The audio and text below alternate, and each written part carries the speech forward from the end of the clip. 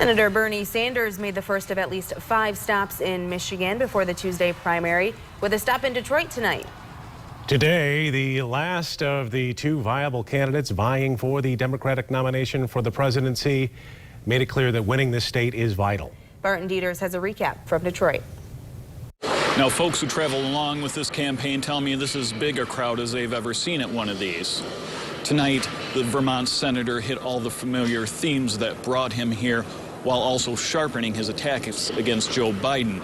At the same time, he said he will support the former vice president if he becomes the nominee in November. And as I look at the thousands of people here tonight, we are the campaign of energy and excitement.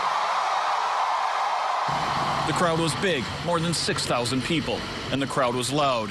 And they chanted the candidate's name even as he reminded them that the race is about them and not a cult of personality around him. And I am flattered by all the sounds and the support. But let me be very clear, as I've said throughout day one, this campaign is not about Bernie, it is about you, and you, it's about us. Tonight, Sanders pointed out the differences between his record, in which he says he opposed labor-toxic policies like NAFTA, opposed the war in Iraq, and voted in favor of LGBTQ rights, while claiming Biden's record shows that the former vice president was on the wrong side of these things. But even as Sanders went on the attack, he also said he and Biden have a compact. Joe Biden has said, if I win, he will support me. I have said that if Biden wins, I will support him. Sanders saved his vitriol for Donald Trump, who he labeled as the most dangerous president in history, who needs to be removed in November. Sanders pledged to the Michigan crowd to return labor to greatness and to make sure that water is safe in Flint and everywhere else.